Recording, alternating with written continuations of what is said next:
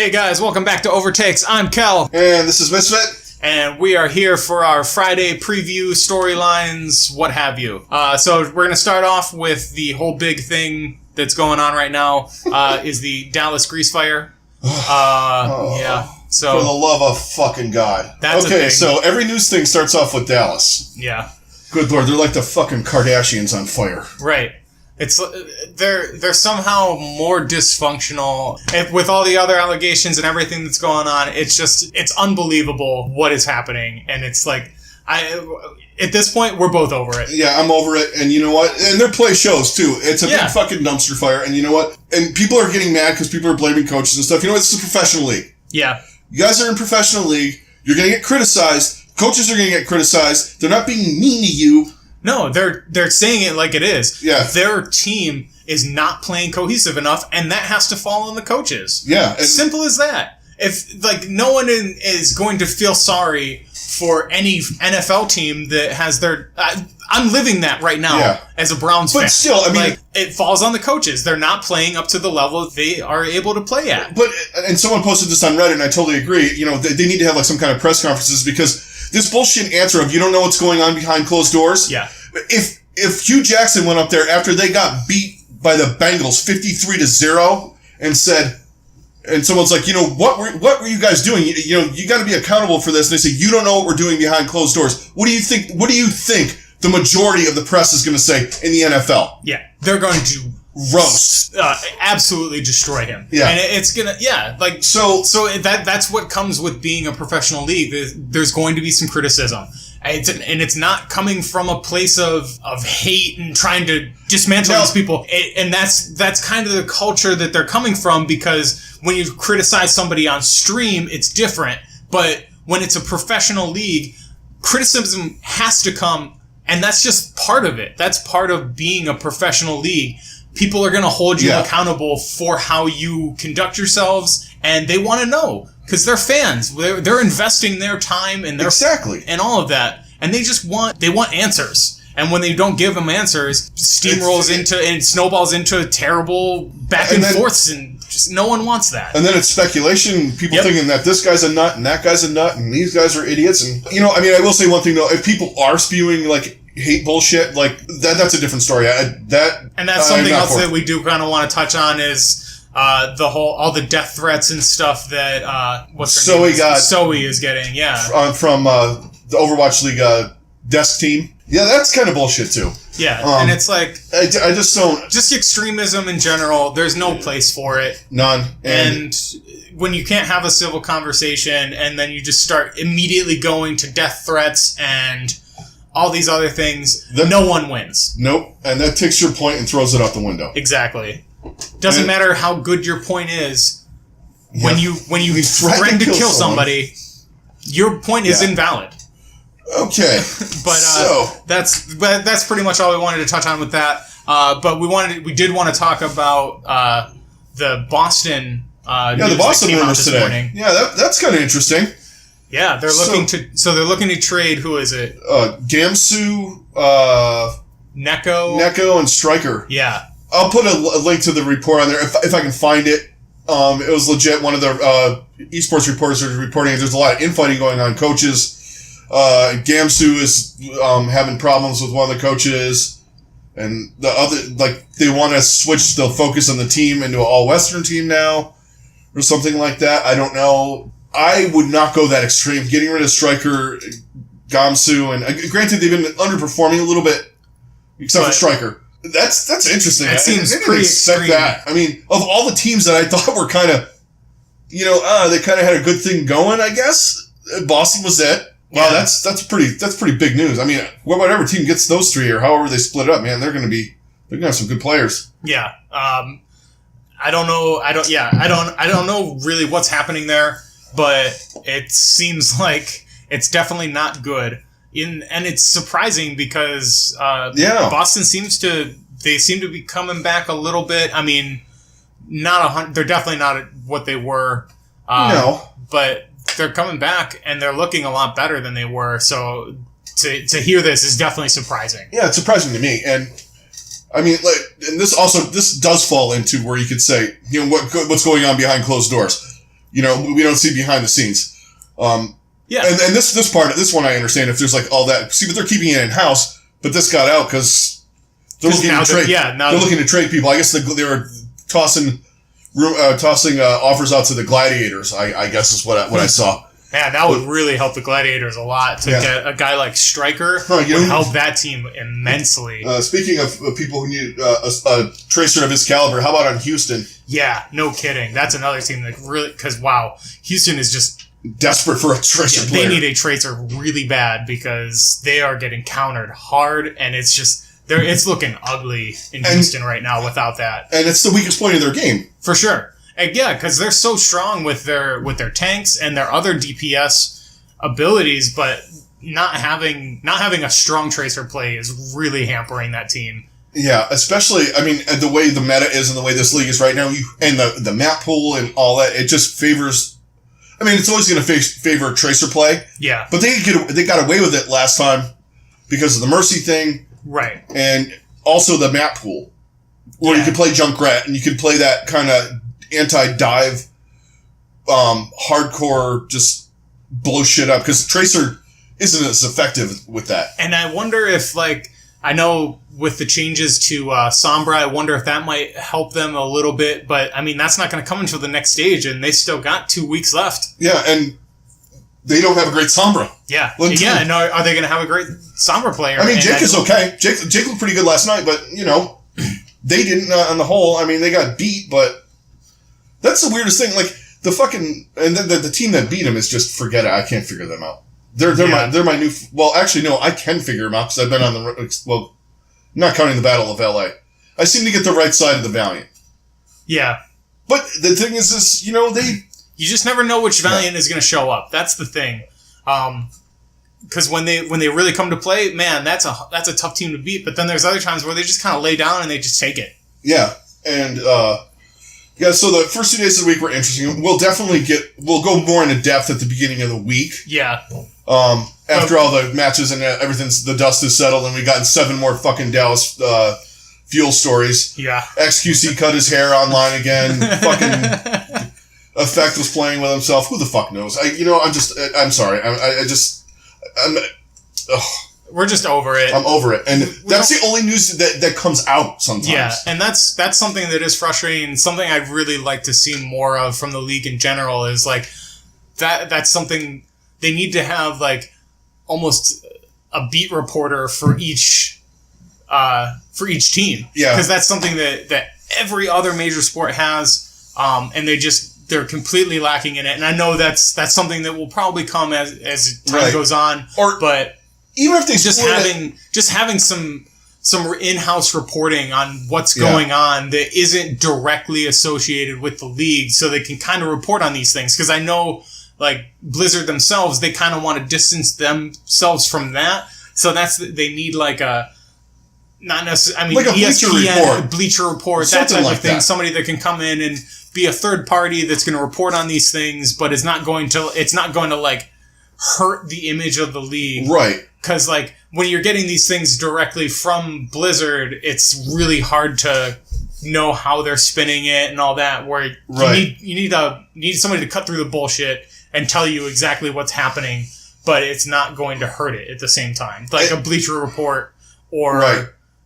Like Roto World, that kind of stuff. Yeah, or get some of because I mean you already have established esports reporters. Maybe get some of them a little bit more involved and just following one team. Shit, call us up or a couple of teams. Hell yeah, we'd be totally willing to do that. And even if you split it between the Atlantic and Pacific, because right now your news is what these guys are saying on stream or on Twitter or whatever. Or Twitch. Like that's how we're finding these things out. Do you really want that? Right. Do you really want a flamed guy that just lost a match screaming fuck all over the place on stream all night? And then being like, I'm done with this league or whatever. Like, you don't want that. So you need to you need to have somebody who's going to give you even-keeled, level-headed reports. Yeah. We need a conference system something. We need an Adam Schefter or a Michael Rappaport or even Stephen A. Smith kind of insider, like he's like an NBA kind of insider guy. You need someone that's going to be able to right do something. Who's the guy who is always up LeBron's ass. Who made it? The guy that made his career off of him, basically. That we need a guy like that. That guy. The big guy. Not a Ahmad Rashad. No. The Ahmad Rashad for LeBron. I would love if we could be like the inside stuff of the Overwatch League. Yeah. That would be cool as hell. Coming up on inside stuff, we're gonna sit down with XQC. We're gonna watch Logic do some crocheting, and then we're gonna go backyard fishing with the Philadelphia Fusion. Oh, there's no way that Fraggy doesn't love fishing. Just taking one look at that dude. He's a fishing dude. He's got camo, and he's got like the camo jumper pants to wade in the water and fly fish. There's no way that dude doesn't. Take one look at him and tell me otherwise. Plus, I mean, just geographically, a lot of fishing communities in those areas too. I mean, I'm not saying anything. I'm not like, and it's not like a knock. No, but just looking at the dude, like he totally looks. He looks like one of my cousins that fishes a lot. But we're getting a little sidetracked on this. That was a big sidetrack, man. But that's our whole thing is. Let's get some. We need a Ian Rappaport or not? Yeah. Is it Ian Rappaport? Yeah. Whatever. That kind of guy. Adam Schefter. That type of guy for the league. Peter Gammons, something. Yeah, like Peter King, whoever. Like some of these guys that can give us like detailed, trustworthy information from within the organizations. That's not these guys. It's not like coming directly from the guys because they're going to spin it certain ways and whatnot. Yeah, and just having news, and it's nothing against the guys either. No, that's just not how it's gonna work. Like, yeah, you're gonna want things coming from directly from the people and all that, but to have that reporter to tell it, who can give you the inside things where people are gonna say anonymous stuff and that kind of thing. That's more what we're looking for, and I think it would be a huge opportunity for the league to pull that in. And it'll also ease the pressure off some of those guys too. Yeah, for sure. Because I'm sure if they had that, they're not going to feel like they have to go on Twitter and say, this and that and whatever, happened in the match. Sorry or whatever. They can just stick to doing what they do. Yeah. So that's about what we wanted to touch on with that stuff. Yeah. So now let's talk about some of the storylines that we wanted to do. Yeah. For the next couple days. So we've got some teams that got some issues going into some games that they actually can win. It's going to be an interesting couple of days. Yeah. With some of these, I think the biggest thing to watch for is, especially tonight with London facing Boston. I mean, there's really not that much to talk about with London because they're a different level. But. To watch out. They signed a player too. I'm sorry to interrupt. Oh, did they? Tizzy. Okay. I think he'll be in like next segment, next stage. That'll stay a main tank, probably to take Fisher's spot. Yeah, that would make sense. I knew there was something else. I'm sorry. No. That's something to definitely bring up. But that's as far as London goes, though. I mean, they and Seoul can kind of start to do and. I mean, London's kind of been doing it already of like splitting up the team, where one team or one section focuses on one matchup and then the other section focuses on the other matchup. Which is exactly what Seoul did this week. Right. And I mean, London, I feel like has been doing that for a while. They've been doing it. In fact, I think that was the main purpose of their, their coach got fired.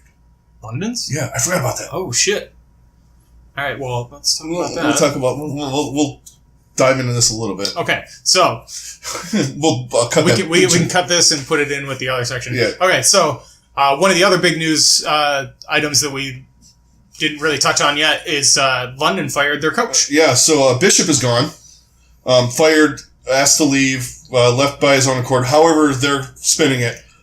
But London, it doesn't have a coach now. Yeah, so they're putting in, I think... Bishop is leaving. Bishop is leaving. I think they got someone waiting in the wings, probably an assistant for right now, and then...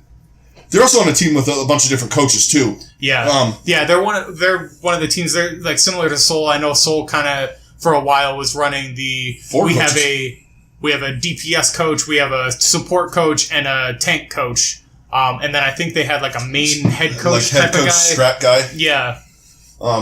They kind of tied it all in, and I think that's smart to really take advantage of these things and to micromanage. To micromanage, but to also it's just like any position coaches in the NFL, or I mean NBA even has they usually have at least 3 or 4 assistant coaches. They have a shooting coach. They have all of that stuff. Yeah. So I mean, it makes sense for them to have multiple coaches that focus on different things, and then like one kind of main guy that brings it all together so they have a cohesive unit. But I'm not exactly sure what Bishop's full role was in this. I think he was close to their head coach, right? He was their he was their head coach. Okay. And I heard a lot of it was rumblings that the players didn't like him; they were not getting along. But he had some other issues like in other leagues that were not Overwatch League with strats, and some of that was bleeding into this, and running different lineups that were not conducive to things, and just I guess he was doing some whack stuff, and even with all the whack stuff that he was apparently doing, they still won the first stage. Right. So we had to get into that really quick. So we're gonna see, because we haven't seen them all week. So we got 2 games with them in the next couple of days. We'll see what goes on with them, which I don't think is gonna be much different than norm. Yeah, I don't really see too much going on differently with them. Especially just the way they're like a machine at this point. They can run whatever comp they want and they'll make it work. It's baffling. I mean, it's really. Well, can the other? It's more to watch out for. Is what are the other teams doing? What can the other teams do to stop them? Because they have yet to be really stopped. I mean, yeah, they've lost games here and there, but when it really counts, this team comes out and they just cut through everybody. Yeah, and I will say Houston Odom won. That was a revenge game, which I still think that's the best rivalry we got going right now. Because those teams, those are the best matches. There's no 4-0s in that scenario. No, they're just fun. Like each team just comes back and they just like, okay, you did that. Well, we're gonna do this, and it's just super fun to watch. I love it. Yeah, and I mean, there's a couple teams also like today that have big games. One has an easier match, like Houston has an easier match, but Philadelphia needs to pick up a win here. Yeah, Philly, because they're kind of sliding a little bit. But I mean, that's a tough task against New York. They beat. Did they beat? I always get confused. Did they beat New York or did they beat Seoul? I think they New York. I want to say they beat Seoul. I'm wrong. I'm looking it up right now, so bear with me. Yeah, they beat New York. Yeah. Okay. Choking on water. Stage 1. So they beat New York. Yeah, they beat New York. I mean, back in stage 1, and it was right about this time too, wasn't it? Yeah, it was week 3. Yeah. And who knows what New York, if they're going to do because they got 2 games coming, close to back-to-back days. Right. So they might be doing a little split up here. I'm assuming they're going to run the A-game lineup against Philly and run some of the, your Pines and some of the other guys against San Francisco. Right. I mean, we'll see. I mean, they have the luxury of it. And a lot of teams, I think, are figuring, like we said before. Yeah.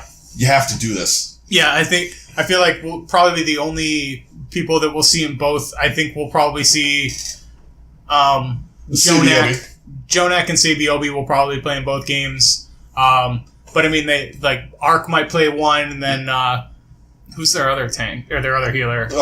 They actually been throwing Jonas on there. Or Mako.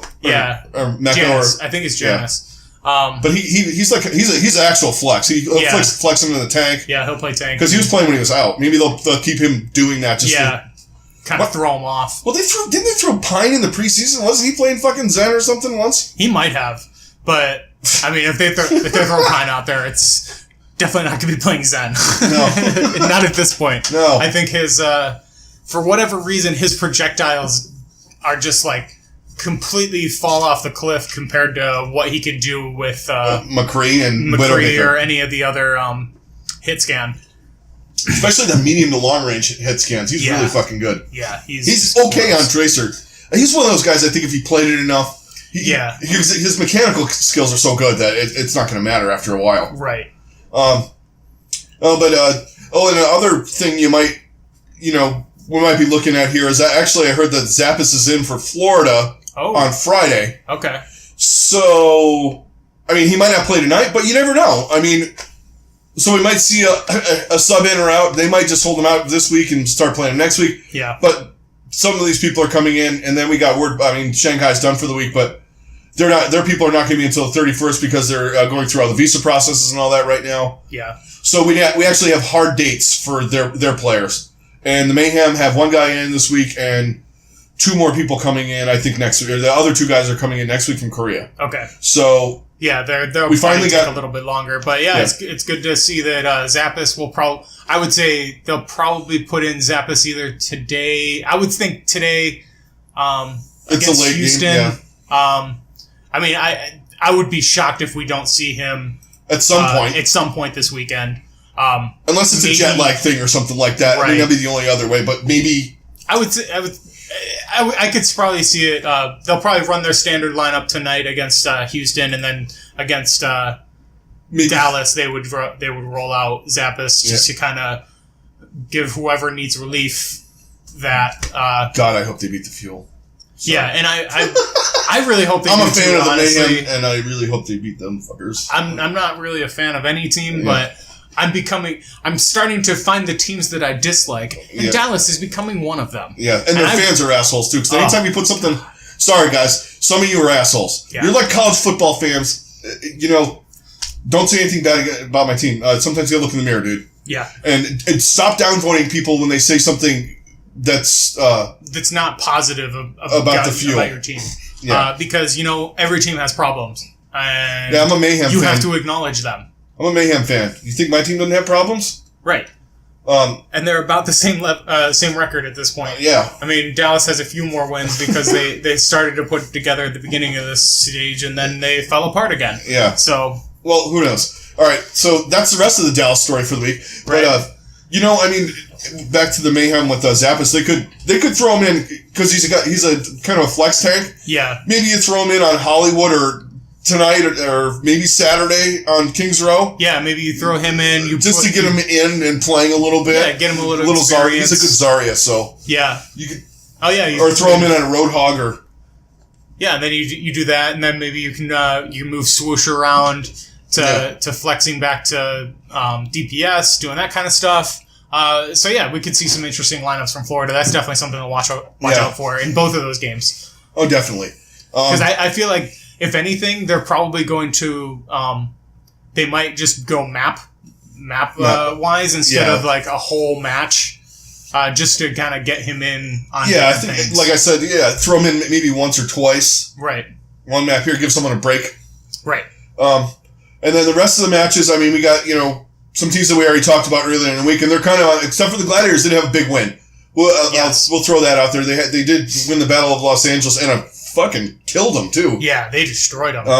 And San Francisco looked good, too. You know who's picking up is Dante. Yes. I just want to touch on that really quick. Now we're going to see what he's made of, because he's playing against the fucking Jedi Master. On the Tracer. Right. And that's. I mean, this is a big test for both of those teams. London or Gladiators going against London. So, are we really going to see which version of the Gladiators are we going to see? Are we going to see the ones that dominated Los Angeles or the Valiant, or are we going to see the ones that got their teeth kicked in by by Seoul? Yeah.